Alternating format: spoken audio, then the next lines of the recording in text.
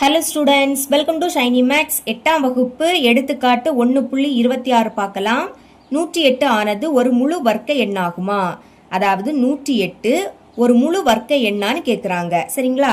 அதுக்கு ஃபர்ஸ்ட் என்ன பண்ணணும்னா 108 டா ஃபார்மெட்டில் சால்வ் பண்ணணும். இங்கே சைடில் சால்வ் பண்ணுறேன். 108 பாருங்க, லாஸ்ட் இருக்கக்கூடியது ரெட்டை எண். அப்போ கண்டிப்பாக 2ஆம் வாய்ப்பாடு போகும்.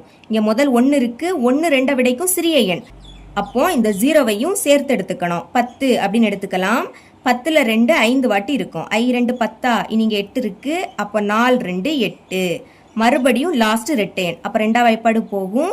5ல் 2 2 வாட்டி இருக்கும். 2 4.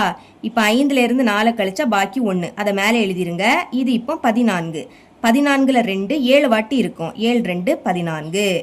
இனி லாஸ்ட் எண் 7 வந்து ஒற்றை எண். ஒற்றை எண்ணா இருக்கிறதுனால கண்டிப்பா இது 2ஆம் வாய்ப்பாடு போகாது. 27 3ஆம் வாய்ப்பாடுல வரும். அப்போ 3 எழுதிக்கலாம். எப்போ வரும்னா 9 3 27. இனி 9 3ஆம் வாய்ப்பாடுல வரும். 3 3 9.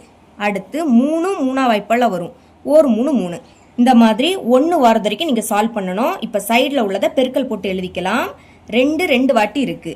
அப்போ 2 பெருக்கல் 2. சென்டர்ல மறக்காம பெருக்கல் தான் போடணும். அப்புறம் 3 3 வாட்டி இருக்கு. 1 2 3 எழுதிருங்க. 1 2 3. கடைசியில் உள்ள 1 எழுதாண்டா.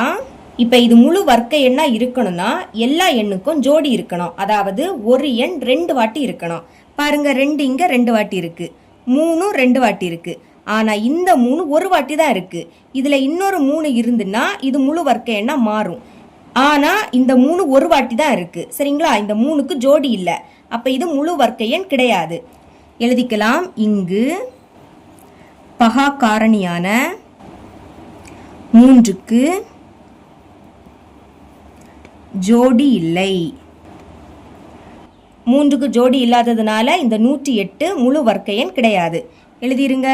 எனவே 108 ஆனது ஒரு முழு வர்க்க எண் அல்ல.